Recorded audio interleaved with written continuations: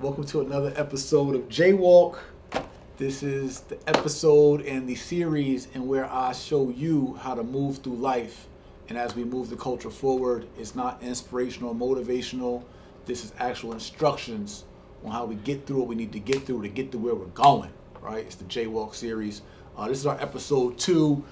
Thank you for all the love on episode 1 for everybody who liked it, who shared it, who subscribed to our channel. Make sure if you're empowered by this, that you like it, you share, you subscribe, right? Get the word out. And I want to lead off this episode, which is called Stop Being Scared of Ghosts. Being scared of ghosts to have you broke, fam. I want to lead you with this quote. Another one of those quotes that I'm not really sure where I got it from, but I know I got it in prison. And I got it from my cellmate, Michael Lipscomb Bay. His number was 103050. He was my cellmate on the bottom bunk of ECI, Eastern Correctional Institution in Maryland.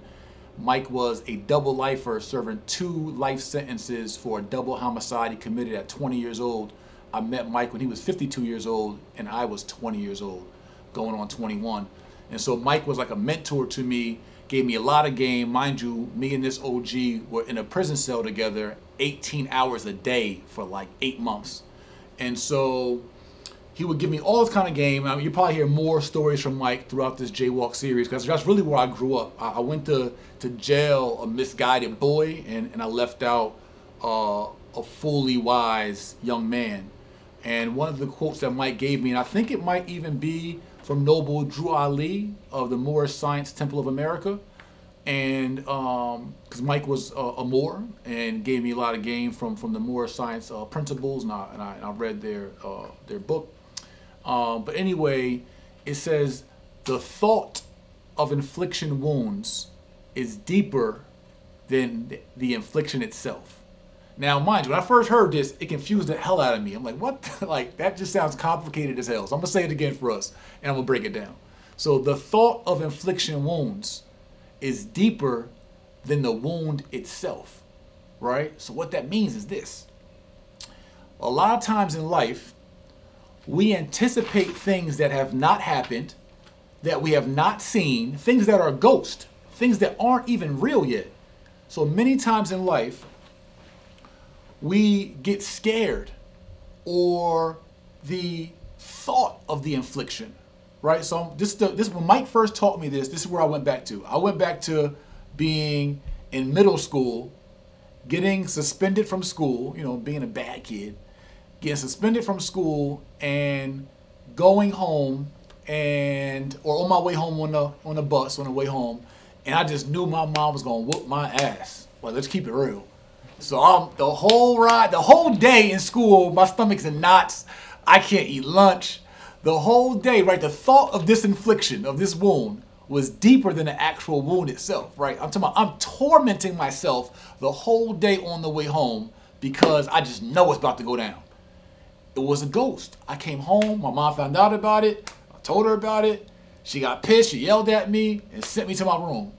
And I was like, yo, I was stressed out this whole day. I just lost a whole day of my life of peace of mind, stressing about an infliction and wound that didn't even happen. The thought of the infliction and wound was deeper than the actual wound itself. The wound was a ghost. And so I find that happens to so many of us in our everyday, mature, adult lives, that we'll get stressed over something. It's similar to our first lesson, telling yourself no. We'll make all these decisions based off something that we think or feel is going to happen and be tormented over it, and then something never even happens. You're scared of ghost. And so I want to get everyone, again, this is how I move, how I get through life. When I learned that at 20, I embodied it, I embraced it. I just left a meeting, which really inspired me to do this, with a coaching client. And I'm never going to say my coaching clients' names because they're going to kill me. But I use them as examples, and they don't, I'm sure they're okay with that because we all learn and build and train from each other, right? So one of my coaching clients came to see me, and he was talking about his real estate journey, and he found a 4-unit that was owner financing, didn't even need bank financing. He got an owner to finance a 4-unit. He's like, Jay, I got the money. I got a 790. He showed me his credit score. He got a 790, 800 credit score that we helped him boost his credit score, jay-morrison-academy, right? Boosted his credit score. He got approved for a $350,000 SBA loan. He hyped. He's showing me that. Cool. He had an opportunity to buy a 4-unit and was like, yeah, one of our coaching associates, Tosin Adewale, brought him a 4-unit opportunity here in the Atlanta area. Owner financing, just the layup. But he said, the property said, but I don't know, man. He said, I backed away from it because the property needed, repairs. I was like, all right, well, how much repairs? Like, did you do your due diligence? Did you actually get a repair estimate from a contractor? Did you have an inspector go see it? Like, what's up? He was like, nah, man, I ain't want to, you scared of ghost. And he admitted it. He's like, yeah, I was scared. You don't even know what's going to happen. Your contractor could have went out and said, all right, you need 12 grand of work. You need some cosmetic work. You need a new roof. You might have a leaky faucet. There might be some structural damage. There might be termites. There might be mold. Whatever it is, whatever the repairs are, you then remedy those repairs, and you get a contractor and an inspector, you double check it, and then you add those costs up plus your acquisition costs and make sure that it makes sense for your purchase ratio based on your ARV, after repair value, or your ROI, return on investment of your rental income if it's a long-term hold, and you do what I teach you to do and go close the property. Stop being scared of ghosts. Stop tormenting yourself. King didn't even take the time to do the repair estimates to even know how bad the damage, the wound actually was. The infliction itself tormented him. And he didn't take action, and he told himself no. Like I just told you in lesson 1, stop telling yourself no.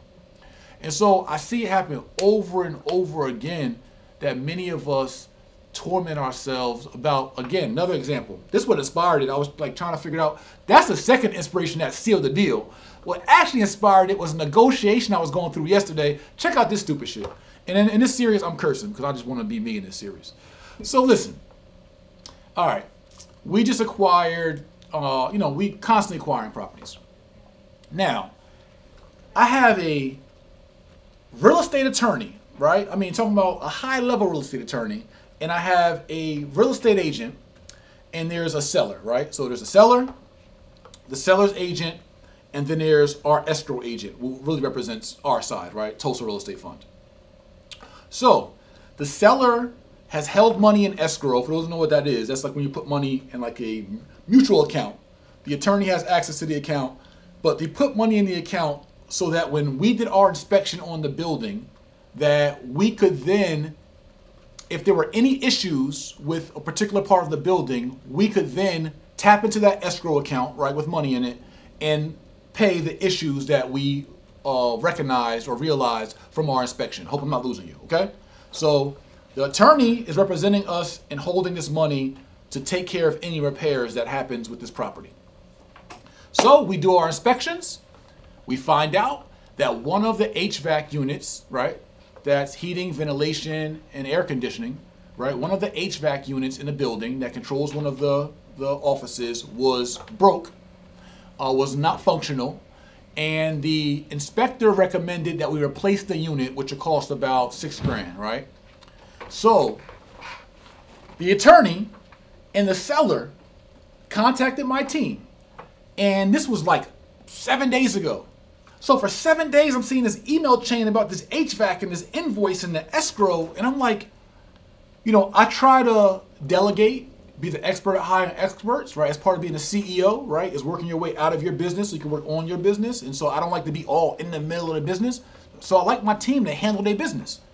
So after 4, 5, 6 days of seeing these emails go back and forth about this invoice, right? Now, mind you, with our escrow, we had a clear agreement that said we would have an inspection done, and whatever the inspection says, that the seller and buyer agree to release money from the escrow to pay that invoice, period. It's right in writing, in black and white. It's what we signed. That whatever we find in this inspection, they're to release it from escrow after the invoice is sent, and they pay it off. That's it to me. So check this out. The attorney and the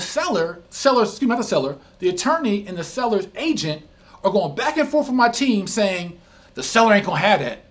It's gonna be litigation.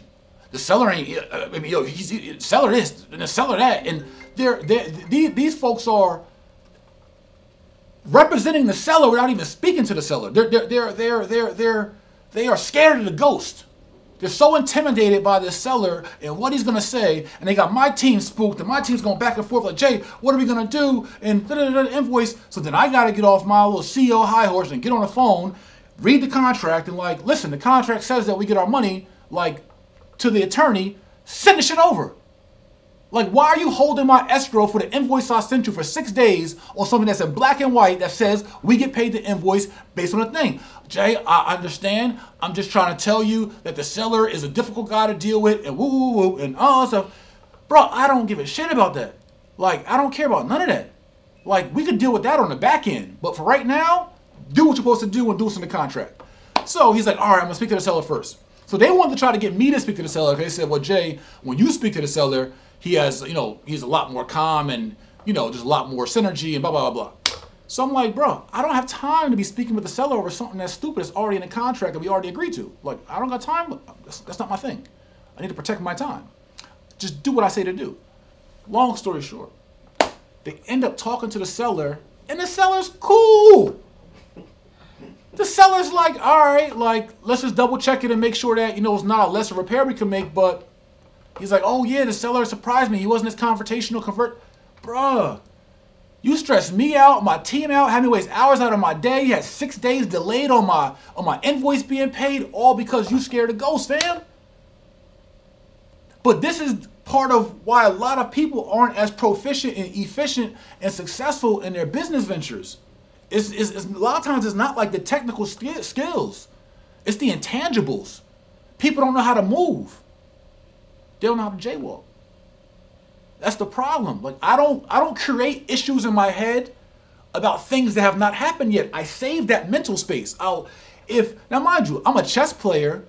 I will reserve a chess move or a counter move to something that I know could happen if I do something, right? So I already had a plan. If the seller did act controversial and wanted to go to litigation and all that, I already had my contingency plan, but that wasn't stirring me up in my spirit. That wasn't stealing my joy and my peace of mind. That's the whole point, is that I'm not saying don't be wise, don't be a chess player, don't be strategic. I'm saying that keep your peace of mind. Like, don't go make up stories in your head. There's a forum that I went to years ago that taught me something very critical. A lot of times, it's probably a whole nother JayWalk lesson, but it still plays into us making up stories and believing in ghosts. So it's about how a lot of times we interpret things in our head that aren't what they are. That's not how I move. I protect my peace of mind. I protect my intellectual space. And I don't go make up stories about things and I don't go believing in ghosts. I'm a realist. I deal with reality. I deal with circumstance, and then I react. And I adjust, and I move accordingly. That's how you get through life.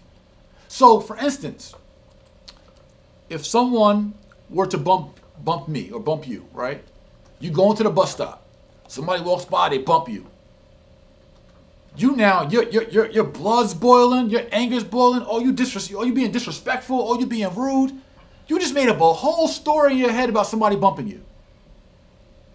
Now, the reality is, yes, they bumped you. And they could have maybe said, excuse me, cool, whatever.